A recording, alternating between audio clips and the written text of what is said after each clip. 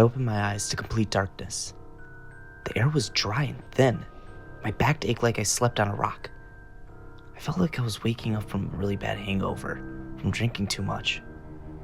I leaned up and saw a dimly lit lever. Where the hell was I?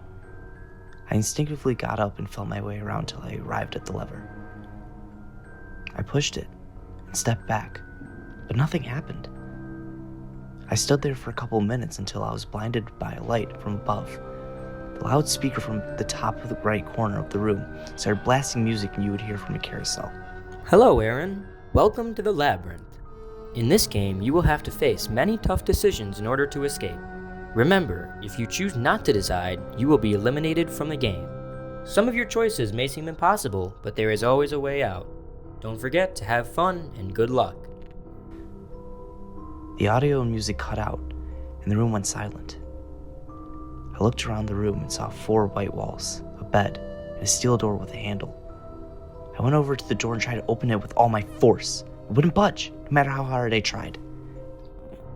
Are you ready to start your game, Aaron? The voice blared. Yes! Just get me out of here! Get me out of this hellhole! I shouted. A dinging noise came from the door, and it slowly opened. I stepped forward and entered inside to start the game. The next room was lit with a red light, and a table with 2 buttons. The door closed behind me, and I was stuck in the new room. Welcome to your first decision. There was a glass panel, but it was too dark to see anything behind it. I walked to the table to examine the 2 buttons. They quickly lit up. One of them would turn green and the other turned blue. The glass panel lit up and showed another table on the other side with 2 sides.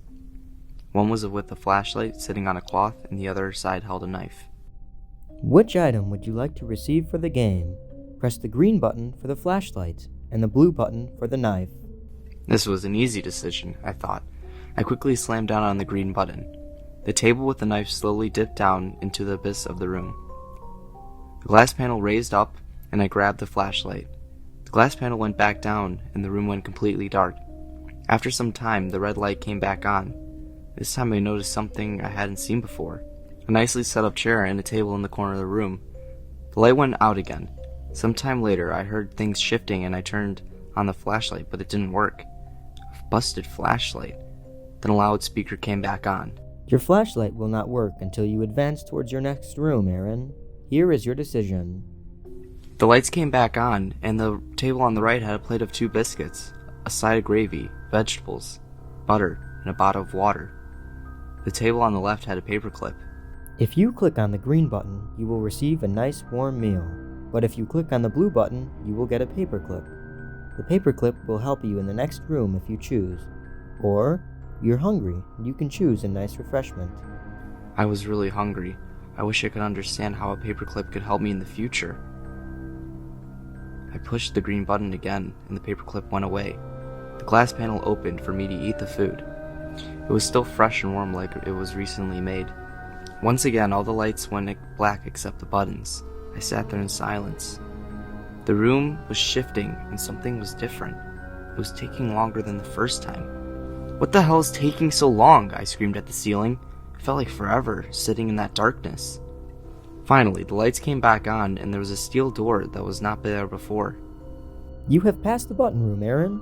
Congrats on picking good choices. But you won't know if they were the right ones until you get to the next room. Go open the door and advance to your next challenge. The intercom from above with a cherished tone. When I went over to the door and grabbed the handle, all of a sudden I was standing back in my dorm in Cornell. "Hey, Aaron," a voice said in the distance. I looked and saw it was my good college buddy Steve. We've been friends since freshman year of college. I am currently a junior. "You ready for the party tonight, man?" he said, walking over to me. We did our frat handshake and I replied, "Yeah, man, I'm hyped." He smiled and he looked at me, and I looked back at the door to see only a gloomy steel door. I was back in the treacherous room with the voice from above called the Labyrinth. What the hell was that? I thought to myself. I shrugged myself and opened the door. I saw nothing but darkness on the other side. I tried to turn on my flashlight again, but it still didn't work. I mustered up all my courage and walked into the next room with no surprise. for the door closing behind me. This room sounded larger. It was almost like I was outside. I tried my flashlight one more time, and I was caught off guard when it turned on. It almost blinded me from the brightness. I scanned the room, and I was indeed right. I was outside. In fact, I was in a forest. I looked behind me, and the door was gone like a magic trick. The voice blared louder than ever, breaking the reality of somehow being able to work in this environment, and said, "This is the Ernest Forest. It is home to one of the most ancient tribes who have been around for generations. The tribe is called the Broken Hill Clan. One more thing. They practice old traditions, like sacrifices.